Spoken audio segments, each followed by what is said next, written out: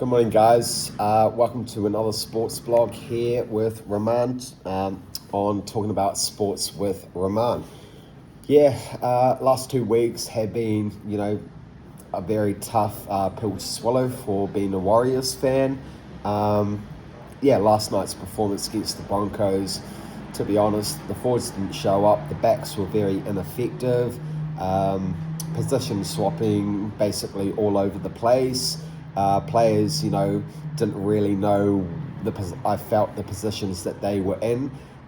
When Metcalf went off due to that tackle from Brendan Pereira. It was a tackle. Obviously, their fans saying that there was nothing in it, on the tackle. I personally felt that it was a big hit. It was a big hit. Don't know what the reporter's going to say. He got put on report because potentially it was high, but the impact was actually whiplash due to the impact of the tackle and, ACL injury to Metcalf, which is going to be a very significant blow to potentially the finals hopes for the Warriors. I still see the boys, making the top 8. Not too sure, if the top 4 will stick. They're safe there for another 2 weeks with a bye this coming week for the around 18. So also Chance Nickel-Clockstand went off with a bit of a niggle as well. So it's going to be really interesting to hear what the report comes out with that. Personally, I feel like he has absolutely been a machine for the Warriors at fullback. Definitely their number one starting fullback, and it's just proven that he's had a fantastic season this season. We'll see how long he's on the stint for the sidelines for. Very unfortunate that, Mitch Barnett's gone off with a season-ending injury. Dallin's gone off, Chance now, and then Metcalf. So you have 3 out of 4 really top players being in the backs positions with Mitch Barnett in the forwards. And that leadership, I feel like they are really missing his impact of recent on the edges. Create some carves meters and create space for our backs with this go forward momentum. And I feel, a big weight is on James Fisher-Harris's shoulders as captain now, as well as Aaron Clark. And personally, the boys are just struggling up the middle. So it's going to be I'm really hopeful and insightful that with some of the boys from the cup grade, reserve grade, where they've been, outstanding this season, top of the table for the reserve grade, that some of the boys in that cup grade can still continue their form in the reserve grade for that competition. But if we need to poach a few players from second tier string team, then that will be really important, especially Tanner Boyd. I feel like he definitely needs to get his opportunity in the starting halves with potentially Chanel Harris to be Tamari Martin or Tain Tuapiki. Be really good to see Sam Healy have a game at hooker or reserve on the bench, because as injuries come, they come anytime throughout the season, and I feel that the boys are starting to play desperate rugby in order to keep their position in the top 4.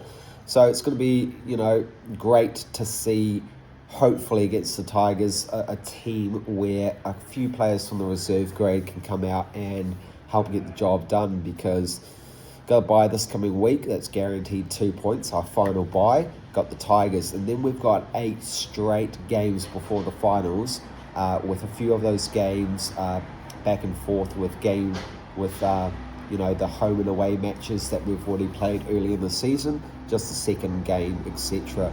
Still got the Dogs, the Dolphins, 2 games with the Titans and Manly as well to finish off the season, and the Dragons as well, also the Knights. So we've got teams in the bottom 8 remaining in our last 9 games, and that's going to be so crucial to beat those bottom 8 teams to remain in the top 4 as well as in the top 8.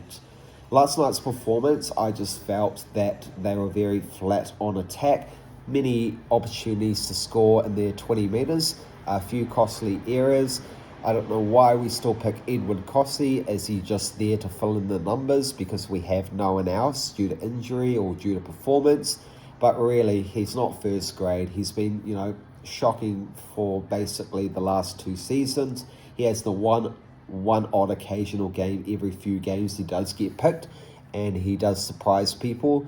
But basically, you know, if you're picking on form and due to the errors that have been costed in previous games, you'd often I sit here scratching my head wondering what Webby is actually getting up to in the sheds at halftime, as well as after the game, post-game, and making those selections. Does he have a choice, or is it just we've got the players, we have to pick whatever it is due to whatever's going on? No real standout players for me last night. No one really stood out. Yeah, it was good to see Lika Halasima have a fantastic game and come back. He's definitely been a fantastic player that I've enjoyed watching in the Warriors. Same with Jacob Laban as well. Well, he got put flat on his ass on one tackle. Absolutely monstered in that tackle, but he's been, you know, a good player off the bench. Aaron Clark still is just proving to be, you know, a calf meter.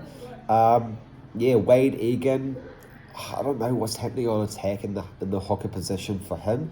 He seems to get monstered every couple of games, and you know, it was proven in the tackle that he went into the tackle and it had to go off on HIA, and it came back for the second half. But, you know, we've still got Egan, Roger Tuivasa-Sheck, Kurt Capewell, Aaron Clark, Chanel Harris-Tavita, Rocco Berry is, you know, thank God he didn't get injured again.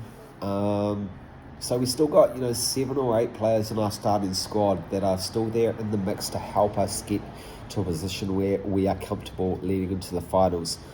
You know, with another 10 weeks remaining, 2.5 months, does that give the boys enough time to get some of their players back? We definitely need Chance and potentially Dallin back. It's good to see Roger back for the season. He's actually been very conservative and playing in the meters. There was the stat also that he hadn't scored at Suncorp for 12 seasons. So it was great to break that hoodoo, and I actually predicted that, as the commentators were saying. So it's great that my prediction fell into plan. But yeah, in other news, the Dragons had a fantastic game against the Eels. Raiders have just been fantastic on form, winning 4 out of 6 on the trot. Tigers very poor against Manly, where Manly are basically up and down at the moment. They will be there at the finals mix or thereabouts. Tigers are still slowly improving. They're not at the bottom of the table, which is great. So they're slowly off the ladder at the bottom place. And another game last night, the Dolphins just keep surprising everyone. Definitely a dark horse team, and Hammers fantastic 4-game try for the Dolphins. So yeah, more to come later on. I might have an update on the round 18 games at a later stage. Cheers guys, enjoy. Thank you.